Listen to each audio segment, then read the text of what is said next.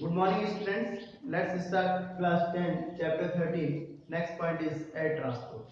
It means air transport is the fastest and comfortable mode of transport. तो आपको simple सा ध्यान रखना है, एक ऐसा ट्रांसपोर्टेशन मोड है जो आप कह सकते हैं कंफर्टेबल है एंड फास्टेस्ट है। मतलब इससे किसी भी one place to another place आप इजीली ट्रेवल कर सकते हैं और वो भी आप बहुत ही कम समय में। ये आपको ध्यान रखना है। ये एज आप कह सकते हैं पाइपलाइन के एज इट इज ही आप एक न्यू ट्रांसपोर्टेशन के मोड के रूप में इंडिया में काम करता है। ये आपको ध्यान रखना है।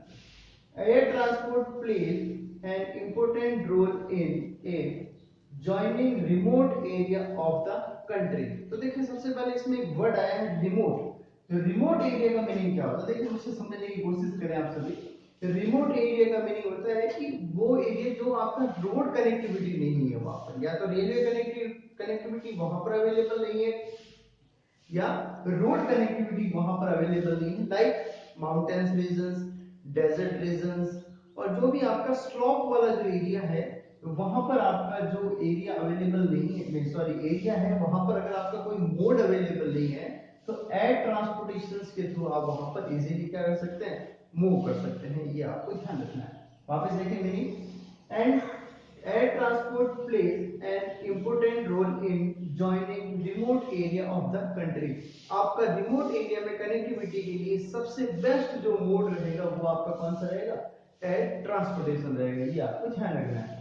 Next point is air transport began in 1911 in India. तो आपको ध्यान रखना है इंडिया में जो आपका एयर ट्रांसपोर्टेशन जो मोड है या उसकी जो स्टार्टिंग जो पीरियड है वो आपका कब है?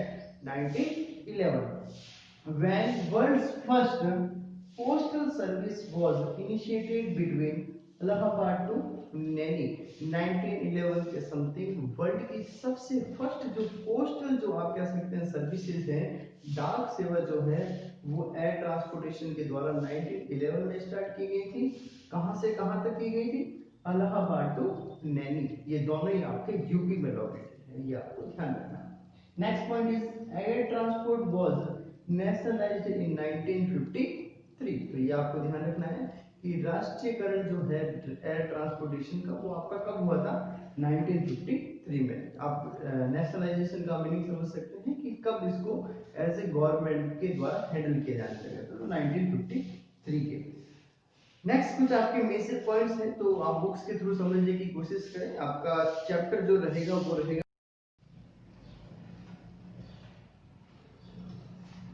नेक्स्ट कुछ पॉइंट्स हैं जो आप बुक्स की हेल्प से पढ़ने की कोशिश करें। बुक जो आपकी एडवाइस रहेगी 10th क्लास की, पेज नंबर 280। तो इसके कुछ आपके मेजर जो पॉइंट्स हैं जो आप नोट डाउन करें। देखिए स्टार्टिंग की थर्ड लाइन है, Pawan Hans helicopter limited provides emergency helicopter services. तो आपको ध्यान रखना है कि इंडिया के अंदर एक ऐसी एयरलाइंस कंपनी है जो हमें इमरजेंसी सर्विस प्रोवाइड करवाती है। उस कंपनी का नाम आपको ध्यान रखना है, पवन हंस हेलीकॉप्टर लिमिटेड। ये आपको ध्यान रखना है। अब किसके लिए वो सर्विस प्रोवाइड करवाती है? Helicopter services to oil and natural gas commission in unreachable and remote areas of the countries. Means देखें कि रिमोट एरिया, जैसा कि मैंने आपको यहाँ पर बताया था, रिमोट एरिया का मीनिंग जहां पर आप इजीली कनेक्टिविटी अवेलेबल नहीं है वहां पर इस पर पवन हंस हेलीकॉप्टर सर्विसेज के थ्रू आप ऑयल एंड जो नेचुरल गैस की जो सर्विसेज हैं उसको आप इजीली क्या कर सकते हैं, लोगों तक या उस डेस्टिनेशन तक आप प्रोवाइड करवा सकते हैं। तो आपको एग्जाम में इस एजेंसी के बारे में पूछा जा सकता है। ये आपको ध्यान रखना है। तो देखिए कुछ आपके इंटरनल पार्ट कौन कौन से हैं जहां पर ये सर्विस प्रोवाइड करवाई जाती है। तो देखिए कौन कौन से हैं। The country such an as internal part of Jammu Kashmir, Himachal Pradesh and Uttarakhand. ये 3 स्टेट्स हैं जहां पर आपका इस हेलीकॉप्टर सर्विसेज के थ्रू वहां पर ये सर्विस आपकी प्रोवाइड करवाई जाती है। Next is apart from internal areas of the country, Indian Airlines provide air services to nearby countries such as Nepal, Bangladesh, Pakistan, Afghanistan, Sri Lanka, Myanmar and Maldives। तो internal services के अलावा कुछ Indian एयरलाइंसेज हैं जो हमारे जो nearest आप कह सकते हैं जो नेबरिंग जो कंट्रीज हैं उन कंट्रीज में भी एयरलाइन सर्विस हम प्रोवाइड करवाते हैं। वो नेबर्स कंट्रीज कौन कौन सी हैं उनके नाम आपको ध्यान रखना है। पाकिस्तान नहीं है एट ए टाइम, तो बाकी सभी कंट्रीज के नाम आपको ध्यान रखने हैं। नेक्स्ट पॉइंट देखिए, international airport authority of India manage 4 major airports of India. तो आपको ध्यान रखना है कि आपके इंटरनेशनल एयरपोर्ट जो अथॉरिटी है इंडिया की, वो आपकी 4 जो मेजर जो एयरपोर्ट्स हैं इंडिया के, उसको क्या करती है, कंट्रोल करने का काम करती है। ये आपको ध्यान रखना, उनको मैनेज करने का काम करती है।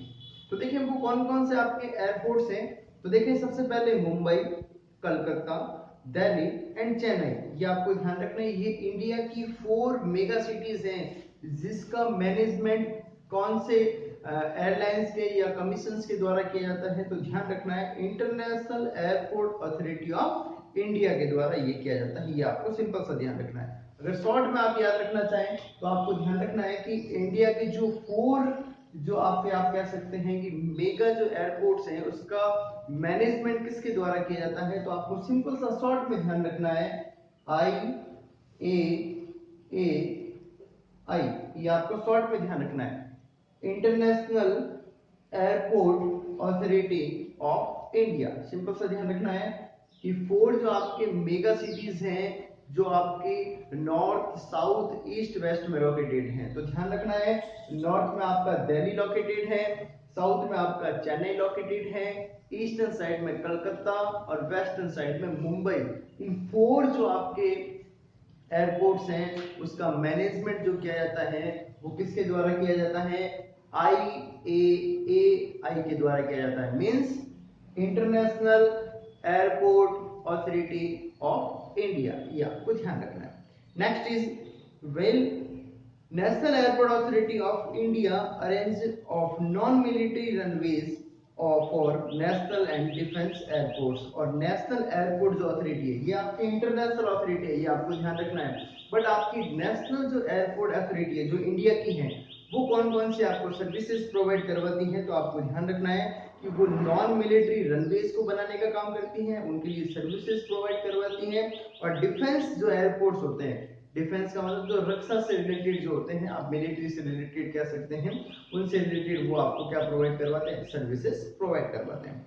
अब देखें कुछ एयरपोर्ट्स की कैटेगरीज को हमने 4 पार्ट्स में डिवाइडेड किया है, जिसमें से आपको 2 मेजर कैटेगरीज को ध्यान रखना है। एग्जाम में आपको एयरपोर्ट्स के लोकेशंस के बारे में पूछा जा सकता है, तो उन्हें भी आप पॉइंट मार्क करने की कोशिश करेंगे। तो देखिए कुछ हमने 2 कैटेगरीज में इसे डिवाइड किया है। तो वो 2 कैटेगरीज कौन कौन सी, आपको बुक्स के अकॉर्डिंग 2 कैटेगरीज को ध्यान रखना है। तो वो कौन कौन सी हैं, first is international airport, second is first class airport. तो पहले दोनों को डिस्क्राइब करें, उसके बाद में नेक्स्ट पॉइंट को देखेंगे। इंटरनेशनल एयरपोर्ट्स के बारे में बात करते हैं। International aircraft services are available here. हमारे इंडिया में इंटरनेशनल जो एयरपोर्ट्स की आप कह सकते हैं एयरलाइंस की जो सर्विसेज हैं वो इंडिया में अवेलेबल है। Following airports provide international travel facility in the countries. कुछ एयरपोर्ट्स के बारे में डिस्कस करेंगे जो हमें इंटरनेशनल सर्विसेज प्रोवाइड करवाते हैं। मतलब अगर आपको किसी भी इंटरनेशनल कंट्री में अगर आपको ट्रेवल करना है, लाइक अमेरिका, नेपाल, मालदीव्स, अगर यहाँ पर अगर आपको ट्रेवल करना है तो यहाँ से आपको सर्विसेज प्रोवाइड की जा सकती है। वो कौन कौन से एयरपोर्ट्स हैं ध्यान रखिएगा। तो सबसे पहले जो आपका एयरपोर्ट है वो है आपका छत्रपति शिवाजी एयरपोर्ट, जो आपका मुंबई में लोकेटेड है। कहाँ पर लोकेटेड है, मुंबई में लोकेटेड है। इसे सांता क्रूज एयरपोर्ट के नाम से भी जाना जाता है, ये आपको ध्यान रखना है। Second is Subhash Chandra Bose airport. Subhash Chandra airport जो है वो आपका कलकत्ता में लोकेटेड है। कहाँ पर लोकेटेड है, कलकत्ता में लोकेटेड है, जिसे दूम एयरपोर्ट के नाम से भी जाना जाता है। Next is Indira Gandhi international airport. कौन सा है, इंदिरा गांधी इंटरनेशनल एयरपोर्ट, जो आपका दिल्ली में लोकेटेड है। And next is Meenambakkam. कौन सा है, मीनाम्बकम एयरपोर्ट जो है वो आपका चेन्नई में लोकेटेड है। और नेक्स्ट है आपका तिरुवनंतपुरम। कौन सा है, तिरुवनंतपुरम एयरपोर्ट, जो आपका तमिलनाडु में लोकेटेड है।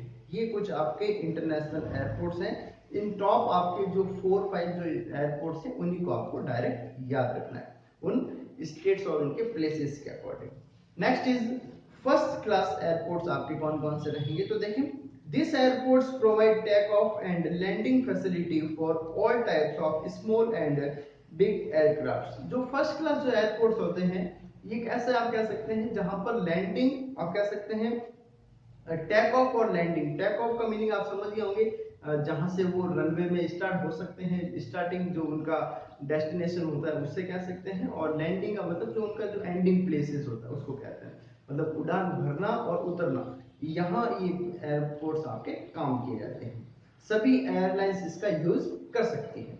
अब आपके मेजर जो फर्स्ट क्लास एयरपोर्ट्स हैं वो कहाँ कहाँ है वो देखिए, this are present in Agartala, Ahmedabad, Rajasthan, ठीक है, ये आपका अमृतसर में लोकेटेड है, और अमौशी जो है वो आपका लखनऊ में लोकेटेड है, पटना बेगुमटेम जो है वो आपका हैदराबाद में लोकेटेड है, संत थॉमस जो है वो आपका चेन्नई में लोकेटेड है, सफदरगंज जंग जो है वो आपका दिल्ली में लोकेटेड है, गुवाहाटी, जयपुर, नागपुर, तिरुचिरापल्ली एंड बारापन्नी ये आपका शिलोंग में लोकेटेड है। ये आपको ध्यान रखना है, ये आपके फर्स्ट क्लास एयरपोर्ट्स हैं जो आपके इंडिया में लोकेटेड हैं। अब कुछ आपके और एयरपोर्ट्स के बारे में डिस्कस किया जा रहा है, तो वो कौन कौन से एयरपोर्ट्स हैं, तो देखिए सबसे पहले कुछ एयरपोर्ट्स देखिए, हाँ इसका एक सेकंड पे आप देखिए पेज नंबर 219 पर, इसका सेकंड पैराग्राफ देखिए, Sanganer airport situated in Jaipur in Rajasthan is a first class airport. Rajasthan में जो सांगानेर जो आपका एयरपोर्ट है जो आपका कहां पर लोकेटेड है, जयपुर में लोकेटेड है, जो आपका कौन सा एयरपोर्ट है, फर्स्ट क्लास एयरपोर्ट है। ये आपको जो आपका कहां पर यूज होता है, टेक ऑफ और लैंडिंग में यूज किया जाता है। और उसके बाद में आपको कुछ मेजर और पॉइंट्स को ध्यान रखना है, वो कौन कौन से पॉइंट्स हैं, इसमें एक आपको लाइन चेक करनी है।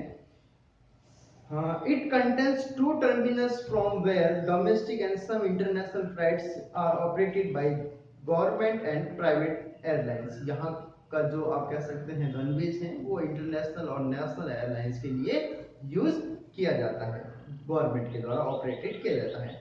It provides flight services to all the major cities of the countries। ये यहाँ की जो फ्लाइट्स हैं आप कह सकते हैं एयरलाइंस जो सर्विसेज हैं वो इंडिया के हर एक सिटीज को कनेक्टेड करने के लिए यहाँ पर आपको एयरलाइंस अवेलेबल है, ये आपको ध्यान रखना है। Apart from this medium level airports are present at Ratanada, Jodhpur and Dabok, Udaipur, which provide flight services to major cities of the country। और इसके अलावा मीडियम जो आपके एयरपोर्ट्स हैं वो आपके कहाँ कहाँ लोकेटेड है राजस्थान में, तो ध्यान रखना है रातानाडा जो है जोधपुर में वो आपका मीडियम सर्विसेज प्रोवाइड करवाता है, और डबोक जो है वो आपका उदयपुर में लोकेटेड है। यहाँ पर भी आपको मेजर सिटीज को कनेक्टिविटीज के लिए एयरलाइंस आपकी अवेलेबल है। Kota has a small airport, तो आपको ध्यान रखना है कोटा जो है वो आपका कौन सा है, स्मॉल एयरपोर्ट है। And an airport is along built near Kishangarh in Ajmer from where flight services will be available in near future। यहाँ पर लिखा है कि किशनगढ़ में भी आपका एक एयरलाइंस आप कह सकते हैं एयरपोर्ट बिल्ड किया जा रहा है जहाँ पर फ्यूचर में आपको एयरलाइंस की सर्विसेज मिल सकती है, बट ये अभी आपका एट रन में है, यहाँ पर अभी स्टार्ट हो चुकी है। किशनगढ़ जो है वो आपका अजमेर में लोकेटेड है, ये आपको ध्यान रखना है। तो कुल हमने 4 कैटेगरीज के बारे में डिराइव कर लिया है, तो वो 4 कैटेगरीज कौन कौन सी हैं, आपको एयरलाइंस की एयरपोर्ट्स की 4 कैटेगरीज के नाम आपको ध्यान रखना है। फर्स्ट कैटेगरी कौन सी है, इंटरनेशनल एयरपोर्ट। सेकंड कैटेगरी कौन सी है, first class airport. Third category कौन सी है, मीडियम क्लास एयरपोर्ट, ये आपको ध्यान रखना। और फोर्थ कैटेगरी कौन सी हो जाएगी, small class airport. Thank you.